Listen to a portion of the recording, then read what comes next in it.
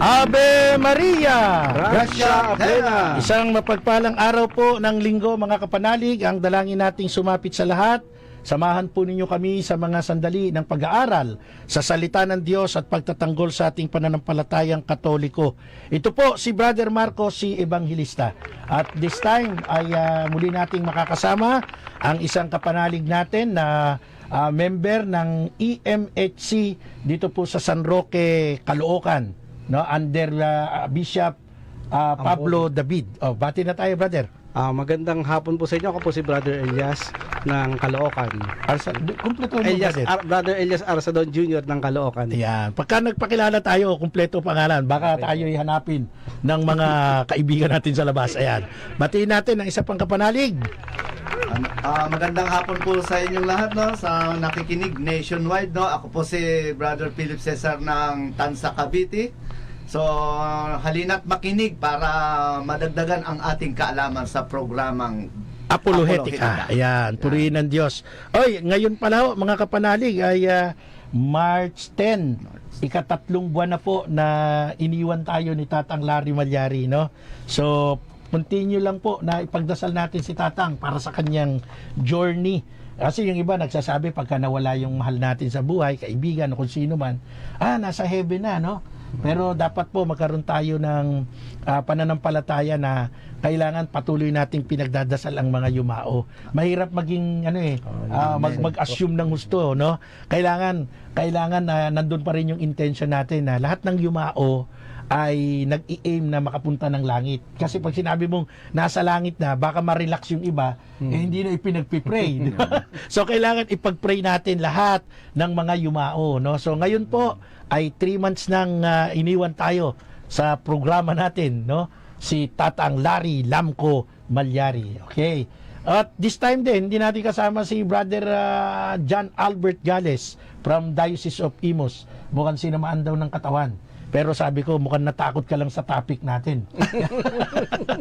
Get well soon, Brother John Albert Gales, isa nating masipag na kapanalig, no? At nagiging kapartner na nating regular dito sa ating programa, sa ating palatuntunan.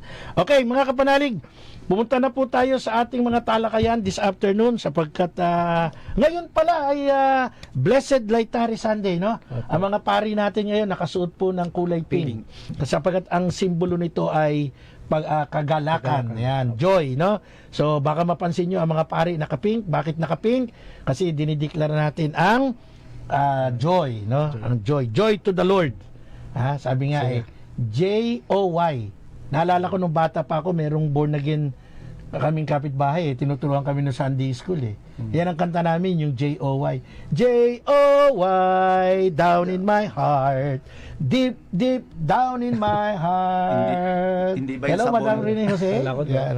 J-O-Y, meaning Jesus, others, and yourself. Yun ang ibig sabihin ng J-O-Y. Joy. Okay. Mga tirado ng mga katikista yan Okay. Ano yung alam yung kinanta ko? Yung J-O-Y? Down in my heart? Doon ko po naalala ko si Okay. yun Okay. Di yun, iba yun. Kayo naman, mga ginagawa niyong commercial shout out kay Father Raymond Tapia, ang chaplain dyan po sa Bureau of Fire Protection. Ako ngayon pinag-iingat ang publiko dahil sa sunog, no? May sa kaliwa, kanan sunog ngayon, kaliwat kanan. So ingat po tayo mga kapanalig. Kaya shout out sa mga bayani ng pamatay sunog sa ating kaibigan Father Raymond Tapia. Yan, okay. So mga kapanalig, ito ang ating pag-uusapan. Ito po bang ating pagtanggap ng komunyon sa kamay ay hindi dapat at yung pagtanggap sa dila ang tama. So last Sunday, in-explain natin yan, brother Elias, di ba? Ano ang maliwanag nating pagpapaunawa sa mga kapanalig natin? Maari pong tumanggap ng komunyon ang communicant ayon sa kanyang pagpapasya kung ito ay sa dila o sa kamay. Yan tatanggapin basta mayroong reverence. Yan. Ang pinaka-importante, tayo rin ay nasa estado ng grasya. No, state of grace. Aside dun sa reverence, no? Kasi yung reverence internal yun Pinibigay natin yung paggalang, pagluhod, yung tamang proper na pagtanggap. Pero pinakahigit ay meron tayong grasya. Tayo ay in a state of grace. Kay tila, kay kamay, pareho po yan. At take note, hindi ho pwedeng tanggihan ng sino man, pari, obispo, lalo na ang mga lay minister, ang communicant na gustong tanggapin ng ostya sa pamamagitan ng dila. Pagka pinag-usapan natin yung issue ng health, no? Yes. Tapos na po tayo doon. Sabi ko nga minsan, kapag takot ka magpakomunyon sa dila, huwag ka na munang mag-serve. Takot ka pala di ba? Ang pinaglilingkuran mo, ang Diyos na tinatawag nating the great healer At saka wala na. Normal na tayo hindi na nga tayo nagpe-face mask di ba? Opo. So nothing to worry. Kung meron kang faith at ikaw ay nagsiserve, wala dapat ikatakot. Ang nangyayari diyan, napapahiya mo pa yung communicant, di ba? Kasi katulad ng kwento ni Brother Philip Cesar. Kakatalakay lang natin dito nung nakaraang linggo na pwedeng tumanggap sa kamay at sa dila. Nagsimba siya.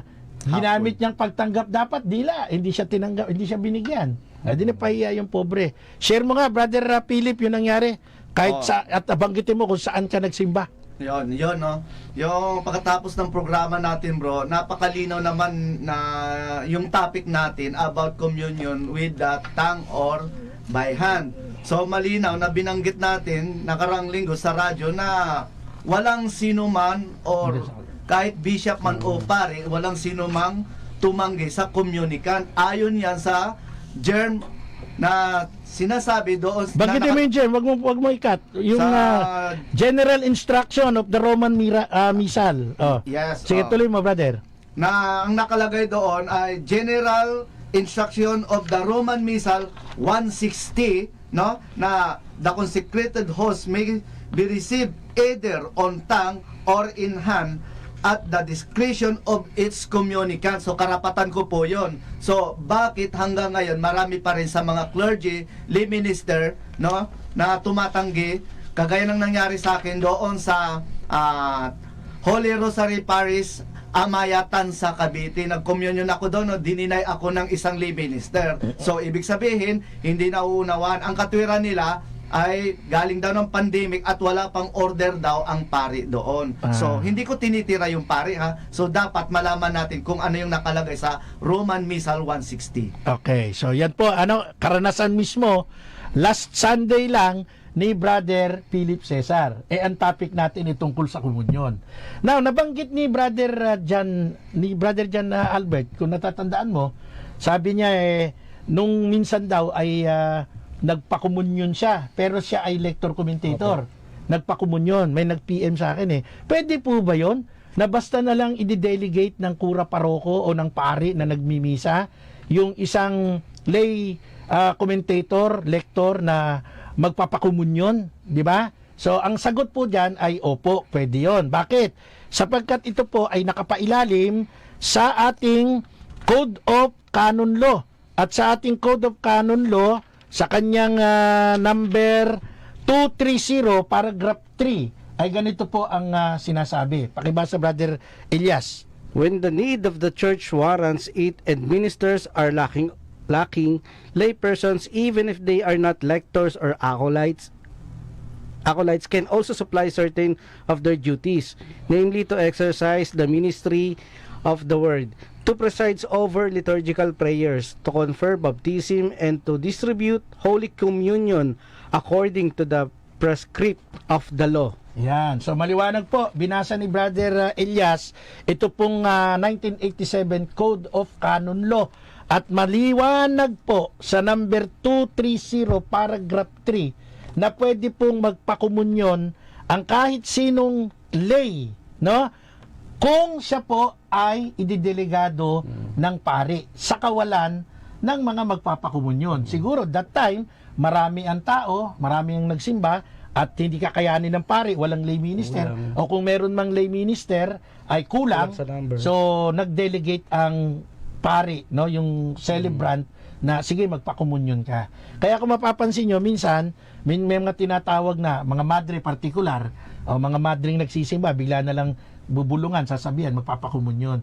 Kasi discretion din po yon ng celebrant, na kung nakikita niyang masyadong malaki yung numbers ng ating mga nagsisimba at kakapusin sila ng taga pag-distribute ng communion, yan po ay nasa batas ng simbahan, Code of Canon Law. Kaya wala pong nalabag doon sa nangyari kay Brother John Albert. Okay? So maliwanag yon. And at the same time, kung meron ho kayong hilig sa social media, mapapanood din natin yung isang video clip galing po kay Bishop Dennis Villarojo, ang obispo ng Diocese of Malolos. At doon, napakaganda ng statement ni Bishop Dennis Villarojo. Sinasabi niya na pwedeng magpakomunyon, pwedeng magkomunyon sa pamamagitan ng kamay at ng dila. At sinabi pa ni Bishop Villarojo, hindi pwedeng tanggihan ang nagkukomunyon kung ginamit niya yung kanyang palad o ginamit niya yung kanyang dila, lumuhod siya. Kasi ito daw po ay act of reverence o akto ng paggalang, naniniwala siyang ang tatanggapin niya ay totoong katawan at dugo ng ating Panginoong Yesus. Babat sa profesor nating kaibigan, Brother June Santos, nandyan po sa Balay Rosa, kasama si Sister Leia Rosa, Santos ng Pateros. And speaking of Pateros, thank you Father June Sanchez, ang kura paroko ng San Roque Pateros, no, na nag-invite po sa akin para sa kanilang 7 huling wika. Ako yung magbibigay ng ika-6 na wika, naganap na. Yan. Ang ika-5 magbibigay si Mayor Ponce, yung kanilang mayor. So si Mayor, tapos ako, tapos si Father June Sanchez ng Pateros. Mabuhay po kayo. Brother Jong Gatche, Ibuna, mabuhay ka. Brother Tony Dimapilis, Brother Francisco Aldiger from Knights of Columbus, Council 6981, Tupi, South Cotabato. Yan, ang layo nun, ano? Ay, yung mga nagpapa-shoutout sa atin sa mga nasa Kuwait, nasa Saudi Arabia, nasa ibang bansa.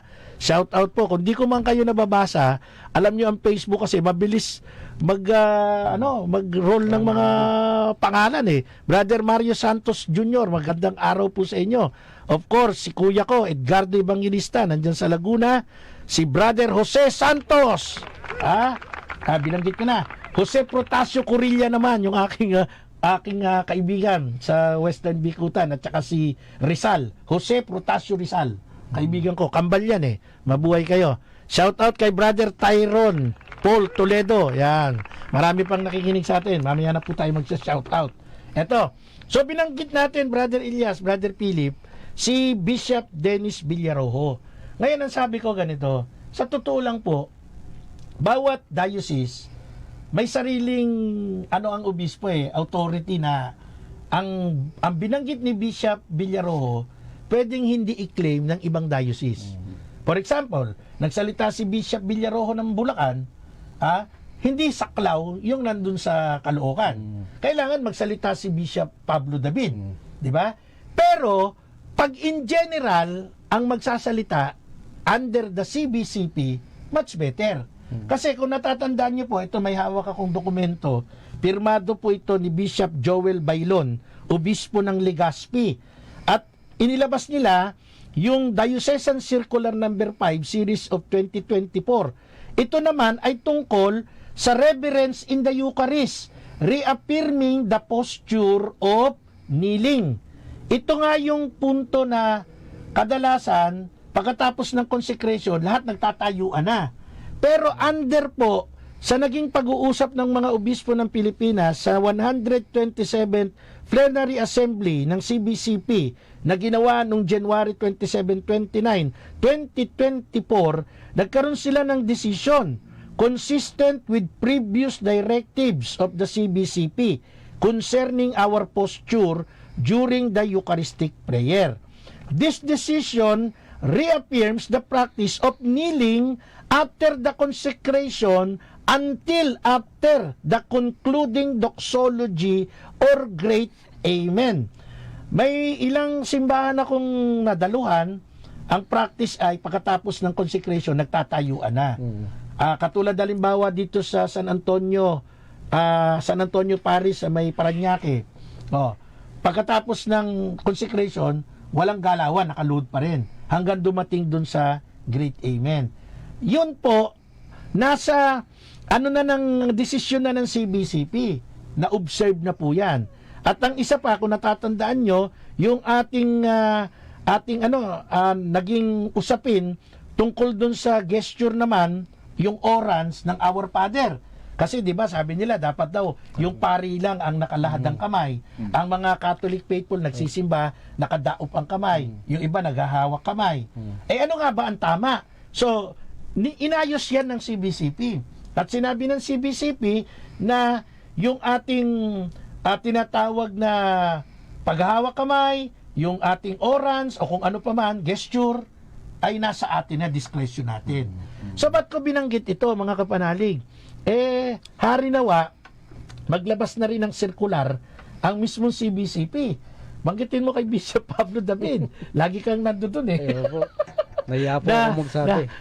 Banggitin mo, Bishop, pwede bang magkaroon na ng firm decision na ibalik na sa pagkatanggap ng komunyon sa dila. Or kung hindi man, sabi nga, discretion ng tumatanggap ng komunyon kung kamay o dila, magkaroon ng talagang pamantayan na ma-well known ang lahat ng mga lay minister, ang mga pari, na pwede yung dalawang paraan ng pagtanggap, di ba? Okay. Atin naman suggestion, di ba? Kasi ito nga pinaglalaban natin ang tinatanggap natin, totoong katawan at dugo ni Kristo. Tapos may lumuhod, katulad ni Brother Philip Cesar. Yung kwento niya kanina, kwento niya last Sunday. May isang kwento ka pa. Kwento mo pa yung isang kwento mo. Ano yung nangyari naman doon? Nakaluhod ka pa. Yung ito naman, nagsimba ko dyan sa Rosario, Cavite. No? Ano parokya? Malapit sa akin, sa, anong pangalan niya? Sa EPSA.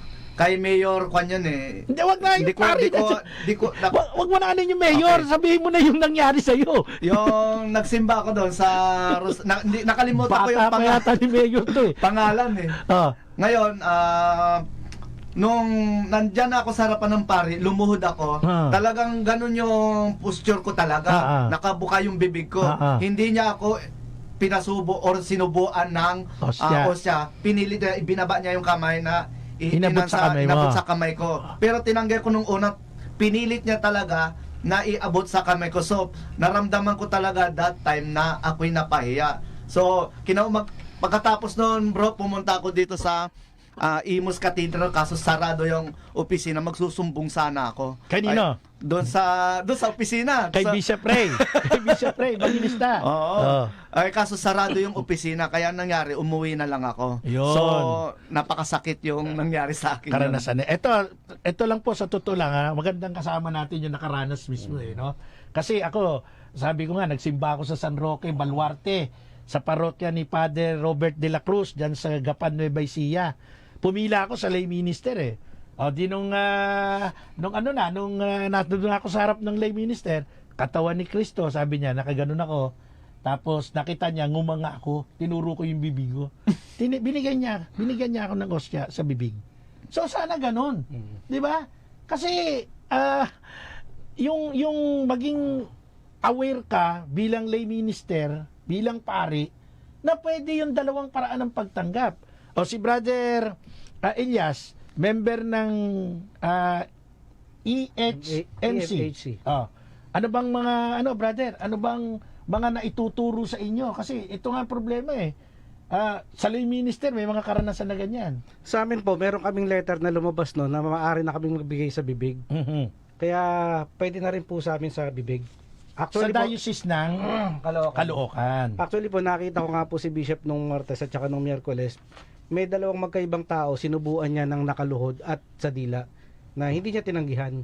So, pwede talaga. Kahit din po yung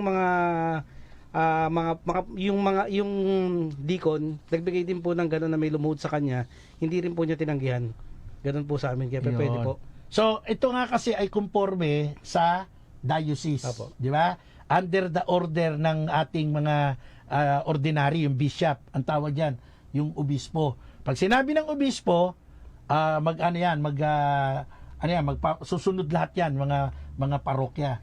Pero dapat, nai-inform talaga lahat para hindi naiiwanan yung mga nasa chapel, mga nasa baryo. Amen? So, yan po yan, mga kapanalig, At dapat matutunan natin ito ma-share natin, and at the same time, in a best manner, ay maano natin, ma-correct natin yung mga lay minister, even the priest, no? Para tayo ay makapagkomunyon uli sa dila. Sa totoo lang po, mas mainam naman kasing tumanggap tayo sa dila eh. Sabi nga po, uulitin ko ni Santo Tomas, di ba?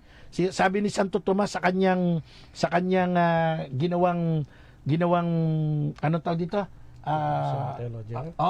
Yung teolohiya niya. Theology. Oo. Sabi niya ganon, ang tanging kamay lamang na konsagrado ang dapat tumanggap ng kabanal-banalang ostya, di ba? Sino 'yan? Ang mga pari. Paano yung mga lay minister? Wag po nating questionin 'yon kasi dinidelegate sila, kinukomisyon sila ng ating simbahan, kaya pwede 'yon. Pero tayong mga ordinaryong faithful, ang tawag sa atin mga faithful, no? Tanggapin natin ang Panginoon na talagang katawan ni Jesus. Huwag nating gamitin yung hindi nakalagay sa general instruction of the Roman Missal. Tanggapin natin talaga siya sa pamamagitan ng dila. Kaya nga lang yung iba hesitant kasi nga baka mapahiya, di ba? So ito yung ating tinig na nananawagan tayo. Yung ating mga ordinaryong Katolikong nagsisimba, pwede naman natin sabihin sa mga kura paroko natin. Pwede nating i-remind, di ba? Narinig po namin sa Radio Veritas. Narinig po namin sa isang video, yun nga, particular po si Bishop Dennis Villarojo. Sinasabi niya yan. Bakit? Ang ginamit niyang example, si Papal Nuncio. Si Papal Nuncio, pag may nagkomunyon sa kanya na siya ang nagmisa, kaya nakaluhod, kaya nakatayo, binibigyan ni Papal Nuncio, di ba? So yan po ang ating tinig na gusto nating ipaabot sa ating mga kapanalig para ho tanggapin natin ng buong buo ang ating Panginoon. Marami kaming gustong i-cite dito yung mga apostolic letter ni Pope John Paul II na kung saan sinasabi niya yung paraan ng pagtanggap talagang ini-encourage niya sa kamay, sa dila, no? Marami, ang dami nitong mga hinanda kong ito, kaya lang baka pag tinalakay natin lahat dito, mauubos ang ating oras. Pero lagi nating nire-remind ang ating mga kaparian, ang ating mga EMHC na wag po kayong tatanggi pag may nagkomunyon sa inyo na ginamit po ang kanyang dila o kanyang bibig, di ba? So, yan lang po ang ating reminder. Ngayon, punta na tayo sa pangunahing paksa natin para sa linggong ito. Siguro nalinaw na nating mabuti yung issue tungkol sa pagkukumunyon. Kamay at dila, pareho yan. Eto na ngayon. Merong isang grupo, tawagin na lang natin silang mga traditionalist, no? Na nagkiklaim ang Novus Ordo ay sa demonyo o illegitimate rather, no, hindi lehitimo. At itong mga traditionalist na ito ay umaatake dun sa Novus Ordo. Now, ano ba yung Novus Ordo, Brother Elias? So, mga kapanalig, tayo po yung nagbabalik sa ikalawang bahagi ng ating palatuntunan na Apolohetika. Salamat po sa Diyos sa kanyang pagpapala sa loob ng 17 taon. 17 years na po ang ating programa, ano? At ang tinig pong ito, Brother Marco Evangelista ay kasama ninyo. Of course, yung 16 years kasama si Tatang Larry Malyari na ngayon po ay ginugunita ko ang kanyang ikatatlong buwang pagyao, eternal rest give unto the soul of Larry Malyari, O Lord, and let perpetual light shine upon him. May he rest in peace. Amen. So this time, kasama ko si Brother Philip Cesar Herrera from Diocese of Imus at si Brother Elias Arsadon Jr. from the Diocese of Caloocan. Wala si Brother John Albert Gales from the Diocese of Imus. Mukhang nagtago sa mga traditionalist. Hindi, masama ka naman. Okay. So ito, parang sa iba, hindi naman familiar sa tawag, Brother Elias Ano ba yung Novus Ordo? Ano ba yung tinatawag na TLM? Okay. Yung TLM ay tinatawag na Traditional Latin Mass. At yung Novus Ordo ito yung ipaliliwanag sa atin ni Brother Elias. Brother Elias, pakipaliwanag, ano ang Novus Ordo pag narinig nila yan? Ang Novus Ordo po, ito po yung kasalukuyang ginagamit natin, yung norm po natin na pagbimisa ngayon, na yung pare nakaharap sa atin, tayo nakaharap sa kanya, meron po tayong sign of the cross, meron po tayong nagdadasal po tayo, may acclamation tayo, may papuri, meron tayong yung pagkoconsecrate po ng Eucharist, kaya at katulad din po ng Latin Mass, pero pinagkaiba lang sa mga gesture at saka yung paraan ng pagsasalita, na yung mga Language, Latin, tapos ito kung ano yung lengguaheng naiintindihan nung nagsisimba. Kung anong lugar. Anong lugar.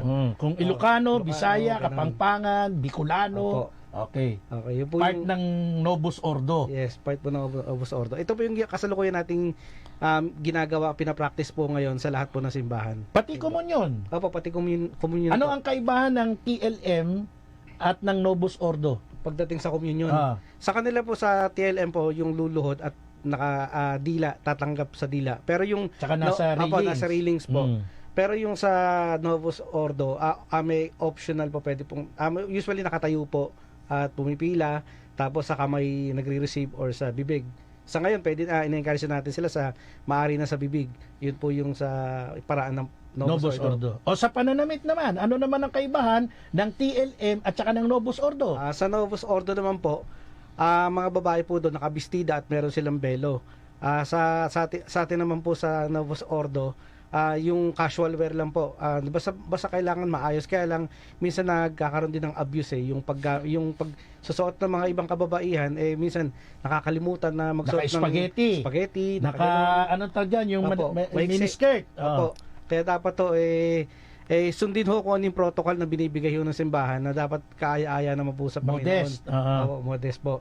Yun po. At saka sa TLM po kasi, mas solemn po yung tahimik, yung wala kang narinig na nag-iingay maliban sa, siyempre may mga bata, lahat naman may mga bata. Mm. Pero mas tahimik doon kumpara sa Novus Ordo. Pero same lang po yun. Pares lang pong misa yun. Hindi po dapat pagtalunan yung dalawang yun. Okay.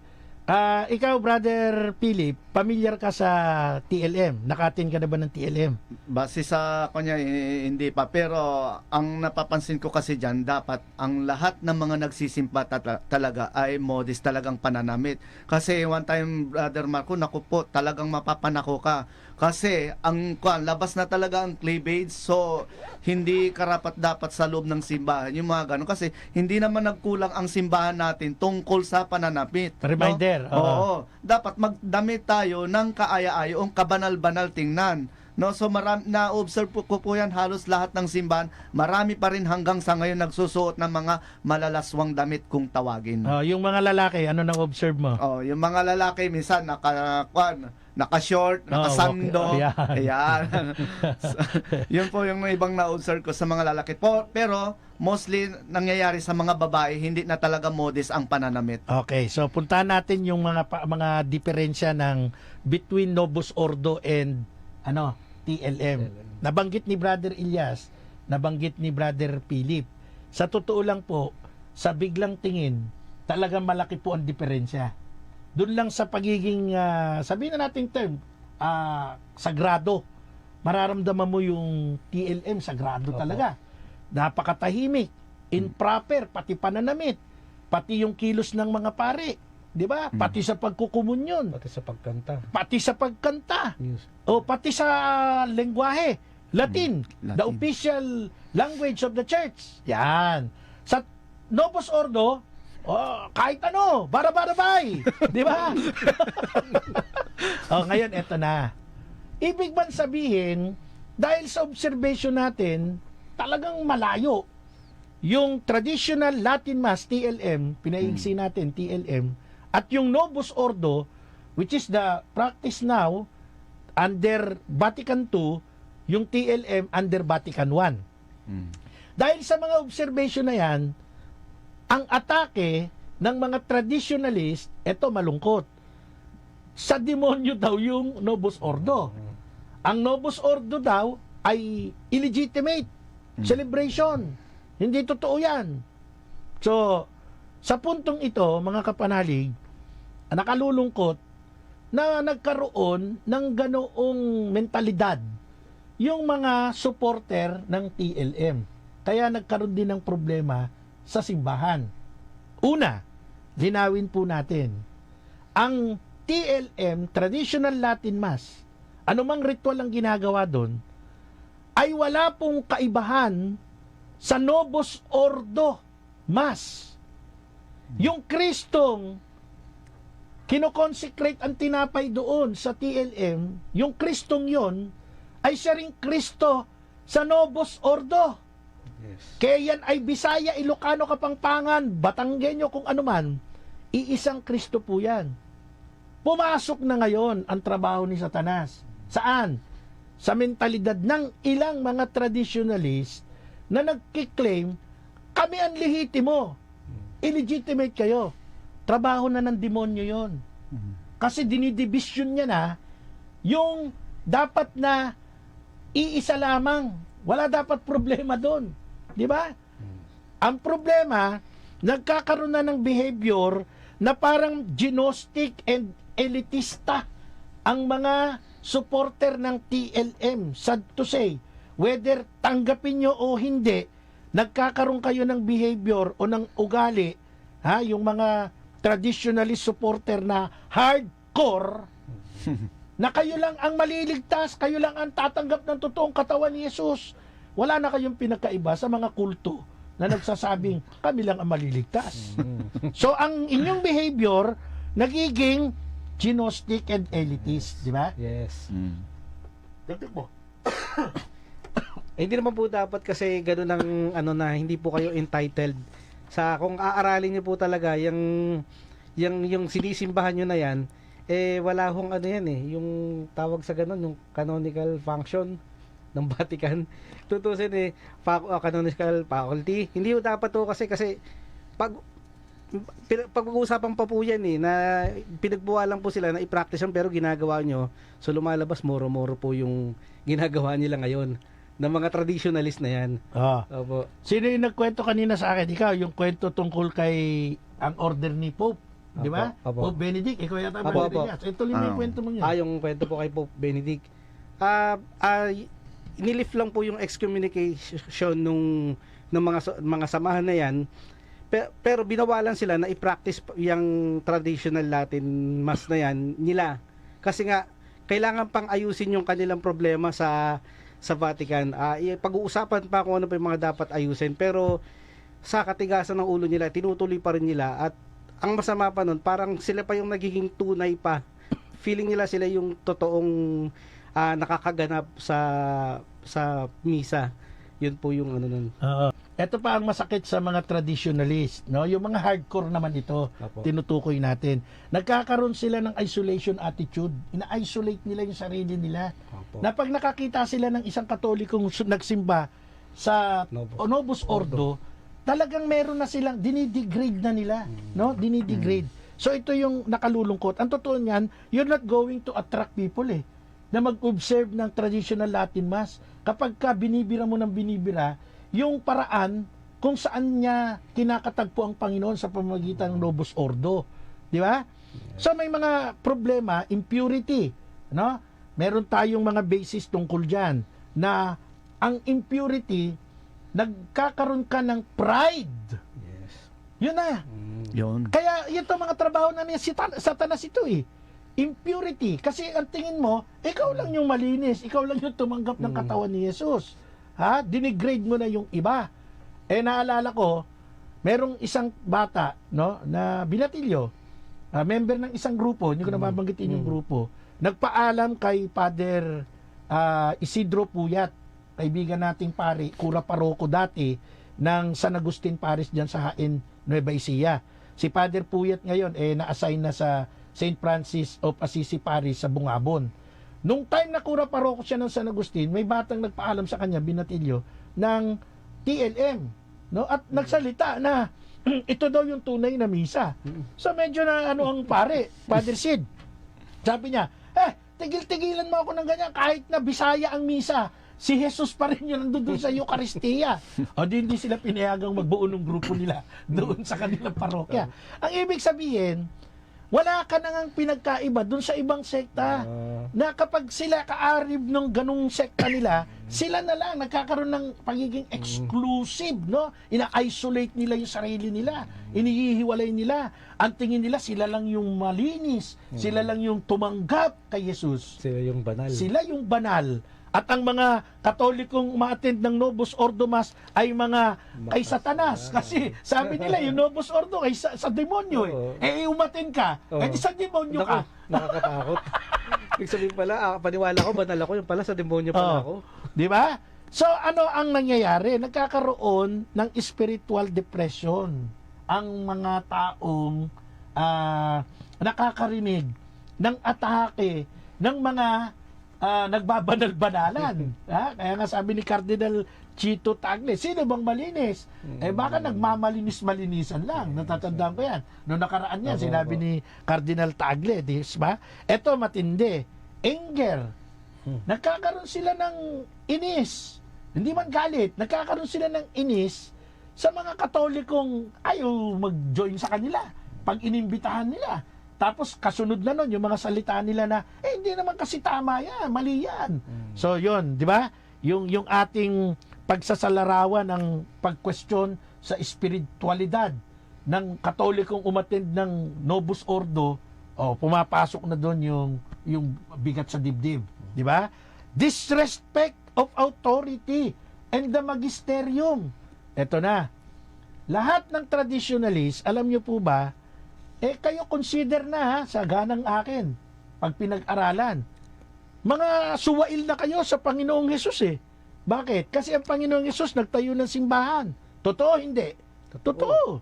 Ngayon ang simbahan na to, pinangakuan niya eh. Ako'y kasama niyo hanggang sa katapusan ng sanlibutan at pinangakuan niya nung sinabi niya sa Matthew chapter 16, hindi makapananaig sa kanya kahit ang kapangyarihan ng kamatayan.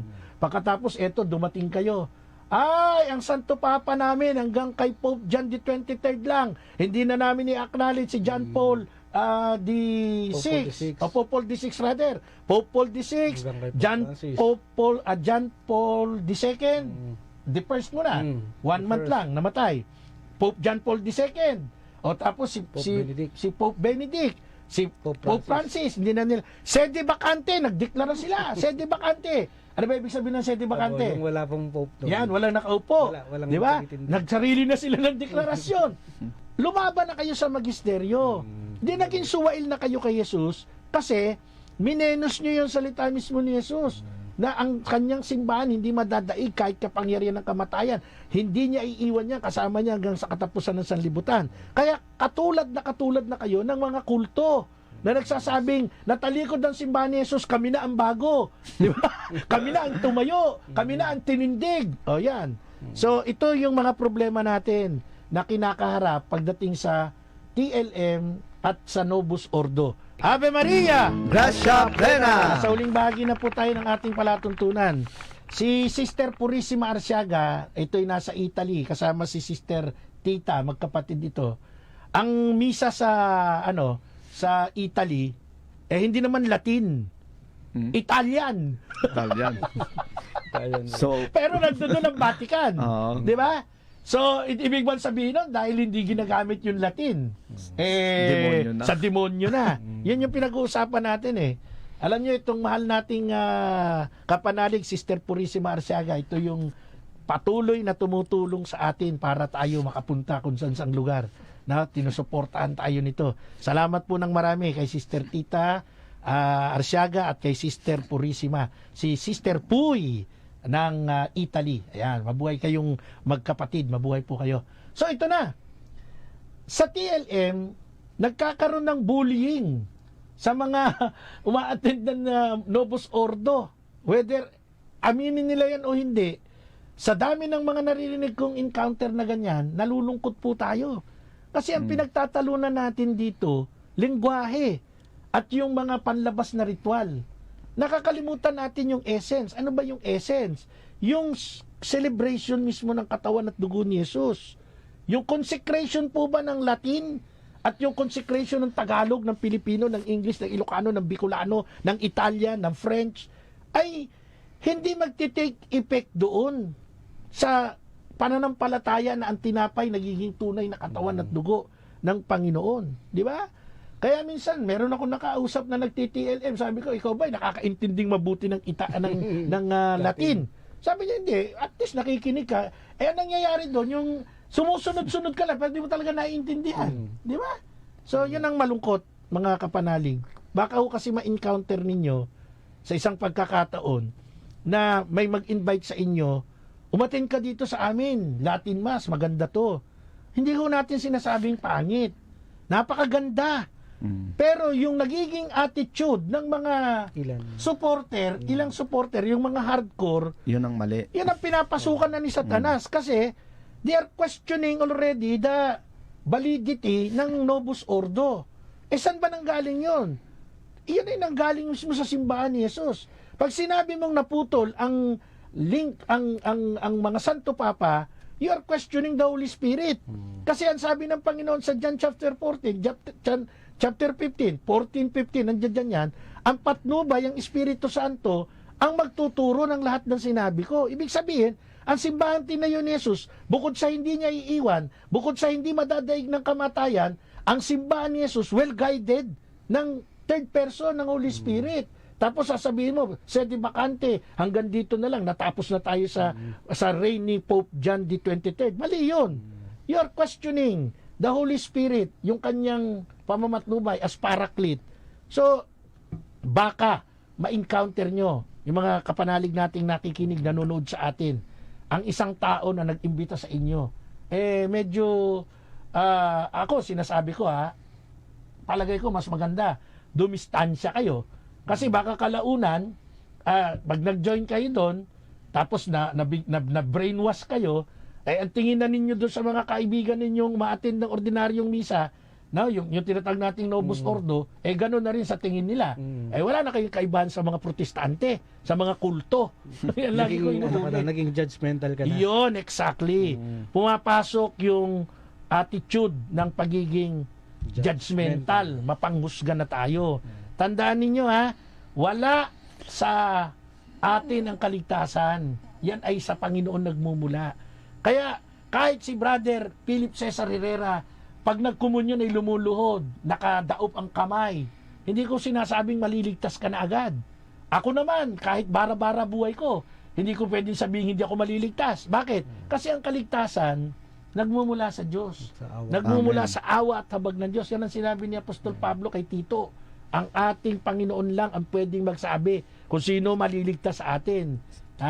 Sa tandaan nyo yan, ayaw ng Panginoon ng hipokrito. Kaya nga galit siya sa mga Escriba at Pariseo, di ba? Brother Cesar, baka may gusto kang i-share tungkol sa mga hipokrito. Yun nga yun, salvation is a gift. Ngayon, ang kwan ko dyan, kinu-question ko rin sila doon saan ba galing ang authority nila para magsalita sila na ang Obus Ordo ay sa demonyo. Novus Ordo. Novus Ordo. No? Saan galing yung authority nila para magdesisyon sila ng ganon? So, ako din nagtataka din kasi maraming kagaya dati, mga Katoliko din, nagtatalo-talo tungkol dyan. So, napakapangit naman pakinggan na sasabihin mo ang Novus Ordo ay sa demonyo. Iba-ibang lingwahe ang nagdadaos ng misa sa buong mundo. Tapos sasabihin mo, no, sa demonyo ang Novus Ordo. Baka yung mentalidad ng taong yun na nagsasabi, baka napasukan na talaga ni Satanas. Gaya ng sinabi ni Bro Marco, no? So, yun lamang po, dapat pag-aralan nating mabuti kung ano ba talaga ang tama at ano ba talaga ang utos ng ating simbahan. Amen. So, ibig sabihin doon, magpapailalim tayo Yes. sa authority ng magisteryo, ng simbahan. Kasi yan ang gusto ng ating Panginoon. Kaya nga siya nagtayo ng simbahan para in order tayo lahat Kaya hindi mo pwedeng sabihin, hindi kailangan ng simbahan. Hindi, para na rin kayo protestante talaga niyan, di ba? Pag kinwestiyon nyo ang authority ng Santo Papa. Sabi ng ating kaibigan, isang katikista, si Brother Rizal Corilla, sabi sa sulat ni Pope Benedict XVI, there is no contradiction between the two editions of the Roman Missal. In the history of the liturgy, there is growth and progress, but no rupture. Yan ang sabi niya. Di ba? Patuloy ang pagbabago kasi ang panahon mismo nagbabago, kailangan i-adapt ng simbahan ang tao ay habulin ng pastol. Hindi pwedeng yung tupa ang maghabol sa, di ba? Ganun lang ang senaryo niyan, di ba? So shout out kay Brother Arnel Bustamante. Ano to? Bakit po ganun ang nangyari? Parang nagkakawatak-watak ang aral. Hindi ho nagkakawatak-watak ang aral. Meron lamang pong anong to dito? Pasaway. Meron lamang pong pasaway. Ibig sabihin po ba na invalid ang Mass in Latin? No, hindi po. Sabi ng ating caller. Hindi ho. Inaalaw po. May mga pari ho tayo nagmimisa. Valid po yan. Kaya lang, yung mga uma-attend ng Latin Mass, nagiging judgmental. Yun nga yung sinasabi natin. May mga karanasan na po. May mga kwento na. At yan po, kahit sa social media, mayroong isang taga Mindanao, direkta niya sinasabi na ang Novus Ordo ay sa demonyo. So ito yung nililinaw natin. Wala po tayong sinasabing invalid ang TLM. Valid ang Latin. Yes. Pero hindi ibig sabihin na Latin lang ang valid. Ayan, tatandaan nyo Makaiba yon. Okay, sa caller natin. Shout out Brother Glenn Susya Luzon. At si Leonie De Leon, mabuhay po kayo. Leonila De Leon. Brother Marco Carion Banaag. Brother Joel Tan, mga nanonood sa atin. Okay, so hindi tayo ganun ka-focus sa pagpapaliwanag ng apologetic, yung approach ng apologetic. Pero tandaan natin, ang pagtatanggol sa pananampalataya ay in any form, in any way. Ito pong pinaliliwanag natin, ito po'y pagtatanggol sa pananampalataya, pagtatanggol sa ating simbahan. Kasi, pag may isang grupo na nagsabing naputol ang succession ng Santo Papa, ay maling aral na yan. So, Heretic na. tatayo tayo para ipagtanggol ang simbahan. Pag sinabi nilang ang inyong ritual at sakramento na misa ninyo ay sa demonyo, ay tatayuan natin yan. Hindi pwedeng pabayaan natin yan. Kaya ang nangyayari po, sa totoo lamang, nagkakaroon po ng drive para malayo lalo tayo. Kaya sabi nung isa nating texter, nag-chat, bakit nakakawatak-watak ang aral? Hindi ho watak-watak ang aral, intact ang aral. Meron lamang po mga umuusbong na nagiging mga suwail. At yan naman nasa Bible Sabi nga sa sulat ni San Pedro, darating ang araw talaga, lalabas ang mga suwail. So yun po ang ating pinupunto dyan. Shout out Brother Arjun Alvarado from Butuan City, Agusan del Norte. Brother Mark Anthony Morales, ay kapitan ng Bureau of Fire Protection. Mabuhay ang mga bumbero. Si Captain Mark Anthony Morales, mabuhay po kayo. Brother Edelito Otida, marami akong natutunan sa iyo bro. Thank you very much, sabi niya. Sister Lenny Luwalhati, Brother Chito Soliben. Yung mga bumbero natin pagka nagre-responde sa sunog, irespeto natin huwag tayong mas marunong pa sa kanila. Magagalit sa atin yan si Captain Morales, nandyan yan sa General Headquarters. Okay? So bago ako magtapos sa ating programa, maraming salamat po from the bottom of my heart sa mga tumutulong po sa atin, lalong-lalo na po si Kapitana Evelyn Tan Arago, ang hepe ng Barangay Affairs Office ng Taguig City. Very consistent ang pag-alalay sa ating misyon, sa Radio Veritas program natin, and of course, sa mga apostolate natin. Thank you very much po, Kapitana Evelyn Tan Arago. Patuloy na pagpalain ang iyong pamilya at ang iyong sarili para ang kabutihang loob mo ay patuloy pa rin dumaloy sa iba. Ito ay talagang matulungin, Ang birthday nito, birthday ni Mama Mary. Kapistahan ni Mama Mary. Mary Help of Christians. Pareho sila ng birthday. At ganun din po kay Brother Arnel Borromeo at kanyang pamilya, kay Brother Carlo Castillo Gonzales ng Batangas. Thank you sa inyong mga pagtulong.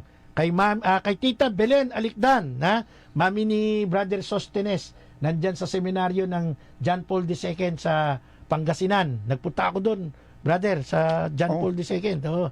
Shout out po kay Brother Roman Oliver, Brother Joseph Luterio. Ayan. Dami kong natutunan bilang laiko. Salamat sa sharing regarding dyan. Yun naman po yung ating objective, Brother Elias, Brother Philip. Yung mga kapanalig na nakikinig sa atin, matuto at lumago. Kasi sa totoo lang, maraming area talaga na hindi tayo aware. Ganun pala ang mga nangyayari at ganito pala ang mga dapat nating gawin. Salamat sa Diyos po sa ating programa, sa ating Pangulo, Father Anton Pascual, Vice President for Operation, Father Roy Villen, sa ating station manager, kay Madam Risa Mendoza. Siyempre sa mga partner natin dito sa makabilang booth, no? Si Ches Cabalera at yung ating magandang lalaking technician doon. Ano ba pangalan ng technician natin? Paiba-iba technician natin, kaya nawawala yung listahan ko ng mga pangalan dito. Pero puro pogi naman, in fairness, no? Yung ating mga technician. So, wala na po akong oras. Namamaos na naman ako. Buti na lamang po. Meron akong tinatawag na Yamang Bukid, turmeric. Ito'y may 10 komposisyon Turmeric. para sa kagandahan ng ating kalusugan. Kaya pag namamaos ako, iniinom ko agad ito. At ito po'y nabibili sa lahat ng mga pangunahing groceries sa Pilipinas, buong Pilipinas. So, mag-avail po kayo nito. Yamang Bukid Turmeric with Ginura Procumbens. Yan, mabibili nyo po yan sa mga groceries. Maraming salamat po. Rod Suelan Jr., kumpare ko. Shout out. Okay? So, ako po, si Brother Marco, si Evangelista. Kasama po si Brother. Brother Elias Arsadon Jr. po. At sa ating mga kaibigan. At saka, ito po si Brother Philip Cesar Herrera ng Tansa, Cavite. At kami po ay nagsasabing, sumainyo ang katotohanan! Susunod na po ang Kristo Liwanag sa Dilim ni Father Jojo Cerudo. Ave Maria! Gracia Plena!